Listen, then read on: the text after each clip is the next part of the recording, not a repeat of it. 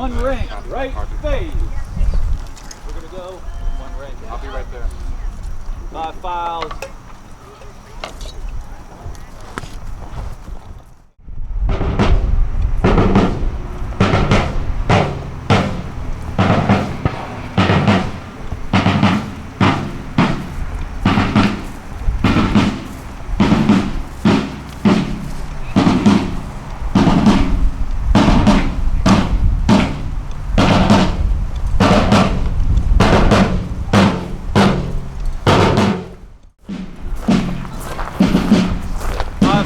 Right. Up.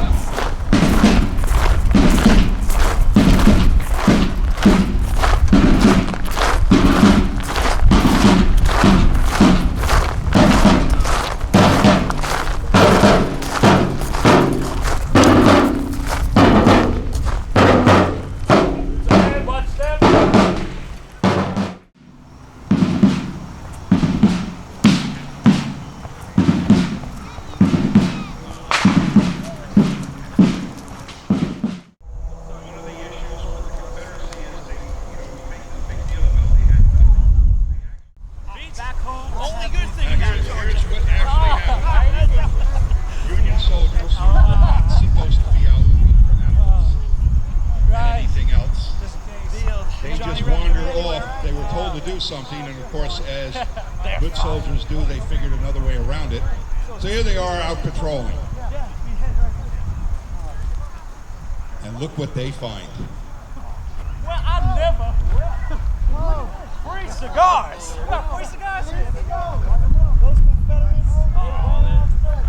Johnny have left us again. They're running so fast from us.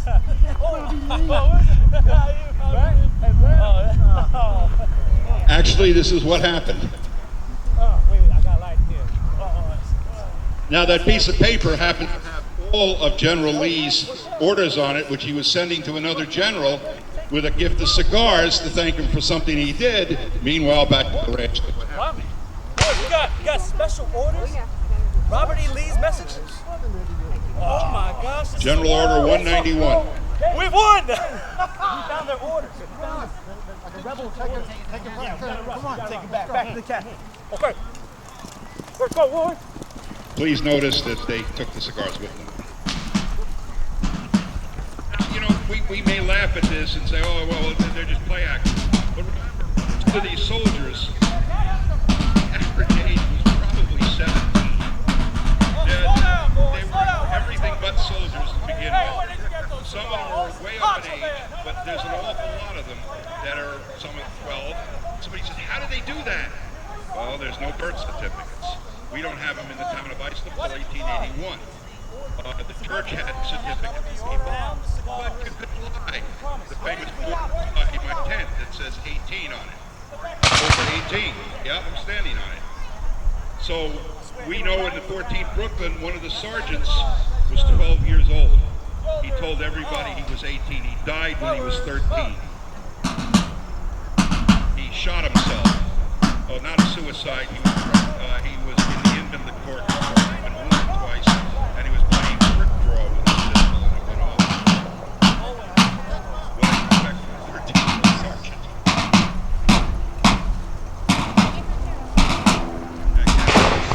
Hold up, boys. I can't believe it. I have Robert E. Lee's orders right here. I know just what they're gonna do. I can't believe it. I'm gonna win Bobby Lee. If I can't do it, And of course, I'm gonna that go home, happened, boys. and not only What do you with think the about person that? that received the Get those cigars! They knew they were going to win. Unfortunately, they never did anything with the orders. Let's march over here, boys. But they did smoke the cigars. Forward, march. I got the special orders. I know what Bobby Lee's gonna do. I know I'm gonna capture them, and we're gonna end this war, and everybody's gonna go home. You guys believe that? Special order 191. We're gonna whoop them, Captain. We're gonna whoop them. We're gonna whoop them. We're gonna whoop them. I'm so happy we're gonna whoop these guys. I'm unbelievable. Back to Richmond now. Go back to Richmond. Special rations.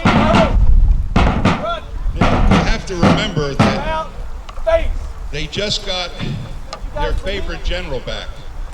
I got special orders. Robert, all his...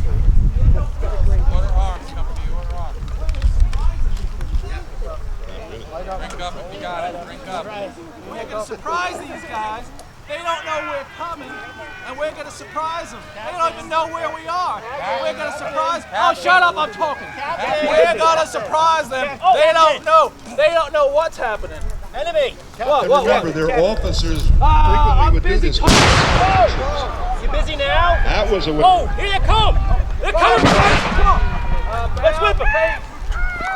That's battery fire and counter battery fire.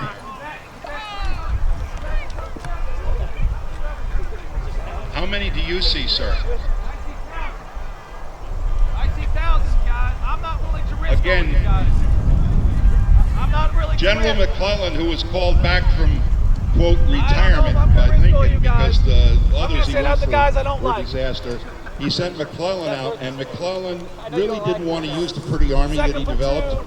So what he would come up with is he would see that they outnumbered them 10, 15 to 1. It wasn't really so, but that's what he saw each time he did something.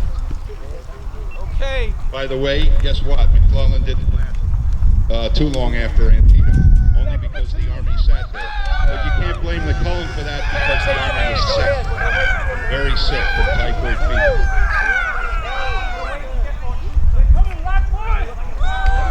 Forward, march! Go! Now, exactly what they did. They went ahead and just sent units in piecemeal. I can't believe it. Antietam turned out to be the bloodiest day in American history. And one nice thing, if you get to go down to Gettysburg, take the trip down to Antietam. It's a fairly battlefield. I don't know. We should go back. I don't know. I don't know. Let's see. We got their orders, though. Now they platoon out as skirmishers. The skirmishers try to develop the other side to shoot at them. And they actually fire annealing and other ways to try to keep alive. But as I mentioned before, remember that if you were right up next to them, they could probably not hit you.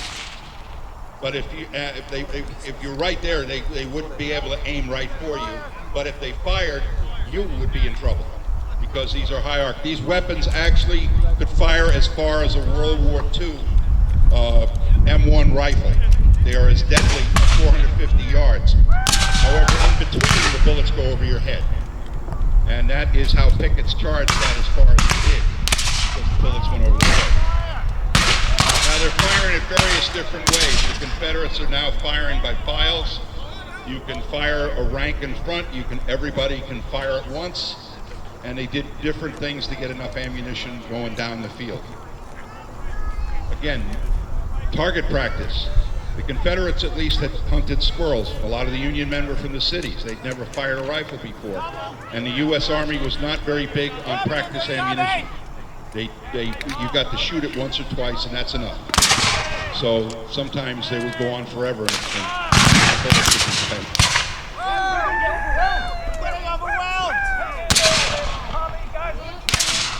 They're probably in the trees. I don't know.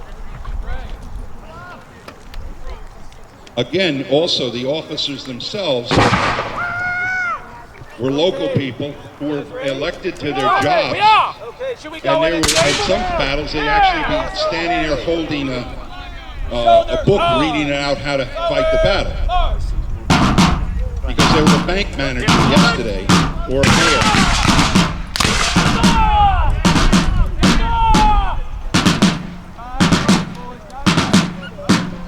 Now he's sending another platoon in. The other platoon is still at skirmish order.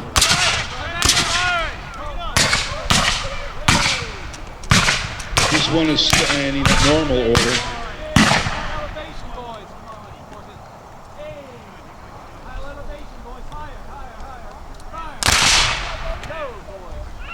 Now we do a couple safety things. We do not use the ramrod because even in the Civil War those got launched. but here you don't want to launch them, you kind of like to go home. And also we'll elevate a little higher, so if anything does come out, it goes over somebody's head.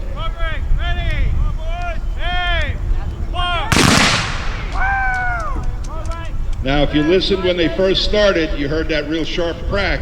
If you're listening now, it's still sharp, but nothing like it was. It starts to dull.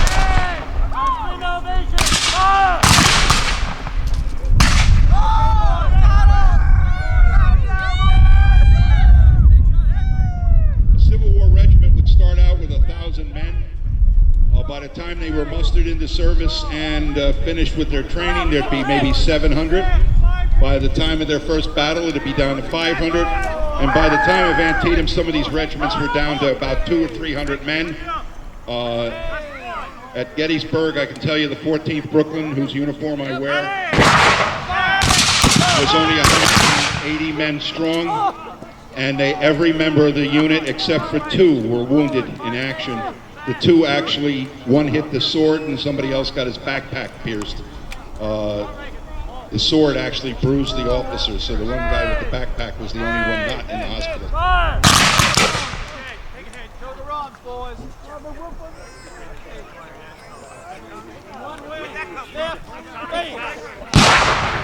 Forward, march. Now they're retiring from the field.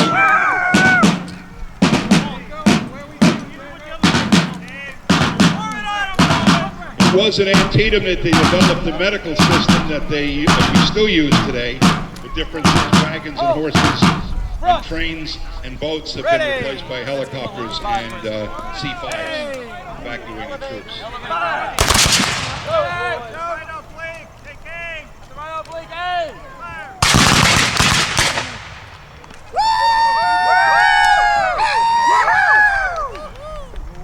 Again, if you noticed on that one, they could have pulled the trigger at the exact same time, but you really never knew when that weapon was going to actually fire. The black powder, as it's slang called today, or gunpowder, burns. It does not explode.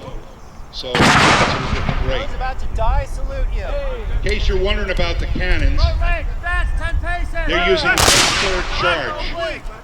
A full charge for the cannon, because one of these barrels is from 1863. The brass bronze gun is 1863. It's an actual Civil War gun. The Parrot rifle is a reproduction of the Parrot. There's not many Parrots survive.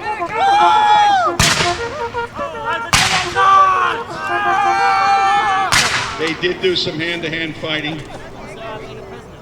By the way, that weapon weighs as much as a World War II weapon. The only difference is you can't fire it the same way. You have to have your hand way out to balance it because it's very long.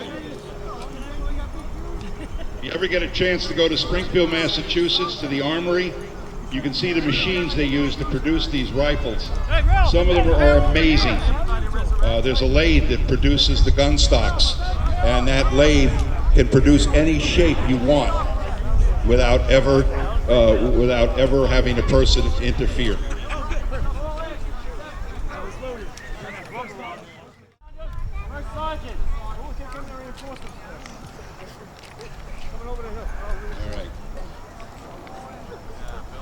We'll now go through salute and cleaning the weapons. We don't like going back with weapons that are still loaded and you don't know. One of the things, if you saw some of the smoke, or you'll see the smoke from the cannon. Some of you may have had the chance to smell some of it. That's salt.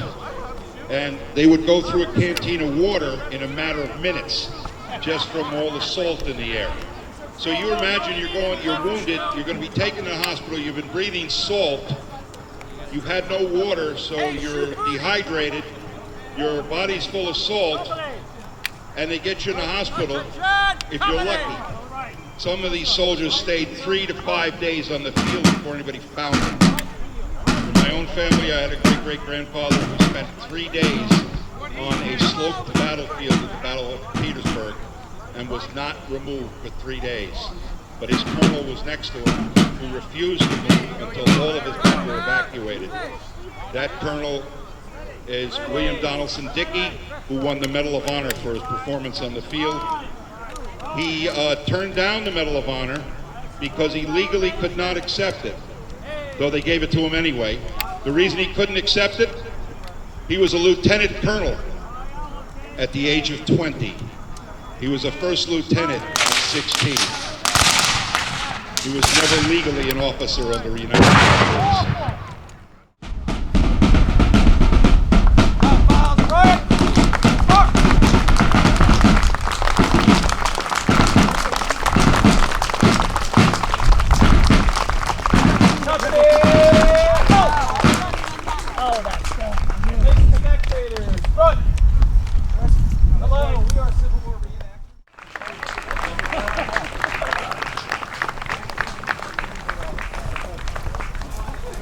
Company, front! History alive, that's what we do. Company, halt! Confederates are in the same Sit up! interactors also. If you like Order. to take photos, Arm! approach them. It's all Parade, rest! Great. Thank you guys. Please visit their camp. Please visit our camp. Thank you guys. Let's hear it for the guys. Right face. We're going to salute our Confederate brothers. Present arms.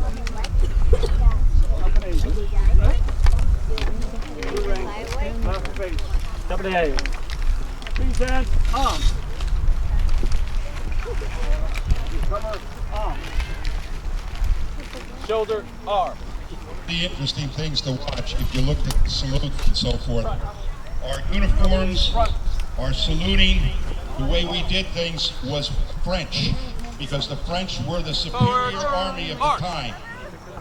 So we saluted like the French do, and all of that. And in 1870, when the French were beaten by the Germans, we not only took up the pickle hub, the army actually had spike Company, guns. order, arms. Parade, rest!